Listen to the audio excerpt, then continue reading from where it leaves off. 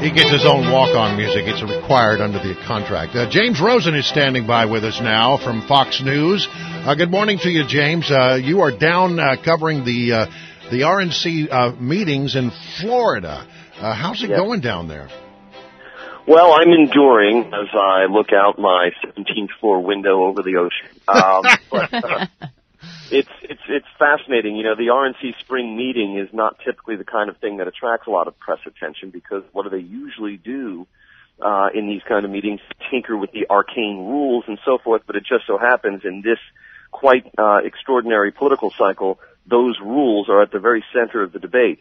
And what Reince Priebus, the chairman of the RNC, had made clear even before this meeting gavelled to order was that he did not want this meeting to produce any recommendations for substantive changes. And anything that would have come out of here would have been just that, a recommendation for the convention committees that are going to meet the week before the convention opens in July in Cleveland. Right. Uh-huh. But he said, he made it very clear, I don't want anything coming out of this, and as a result, nothing has. All right, and this, of course, becomes very interesting at a time when we're talking about the convention rules being more important perhaps this time than they've been in a long, long time. That's absolutely right. As we face the prospect of a contested convention, things that, again, never really received much attention, like who exactly gets to have their credentials as a delegate validated, who gets to actually sit as a delegate. All of those things are receiving extraordinary scrutiny this time around. How divided is the Republican Party in Hollywood, Florida right now? Lisa, I would say it's less divided than you might think. The sense I've been getting from the state party chairs, RNC officials, and by the way, everyone here attending this meeting is a delegate to the convention. They seem to be prepared for a candidacy of Donald Trump, Ted Cruz, less so John Kasich, because it's not seen that he has, at this point, a real path to doing it. But they just want to get it over with. They have convention to prepare for. They want to get started on that. They have fundraising imperatives they have to meet. They want to get started on that. So they really just want an end to it.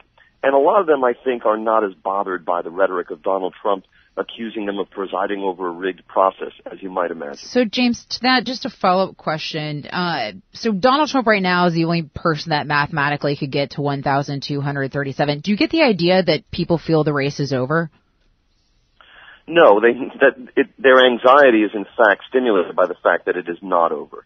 And Reince Priebus, one other thing he has made very clear is that Donald Trump should think again if he imagines that just getting very close to 1237 will in effect hand him the nomination. Most of the polls of Republican voters have shown that that's what they would like. No, they would just like to give whoever gets close to the magic number of 1237 the nomination and spare themselves all the floor fights and balloting and so forth. But they don't think it's over, but they want it to be over. You know, James, I need to change topics very quickly before our time runs out here, because I know, we always talk about you being a great Beatles aficionado, and I read that McCartney's coming to town, and the tickets are going for like $1,400 a seat. And are you going to pony up the dough? First of all, I'm not an aficionado, Brian. I'm an outright freak. But I am working my magic to see if I can get into that show via other means that might even propel me backstage. That's the angling that I'm engaged in right now.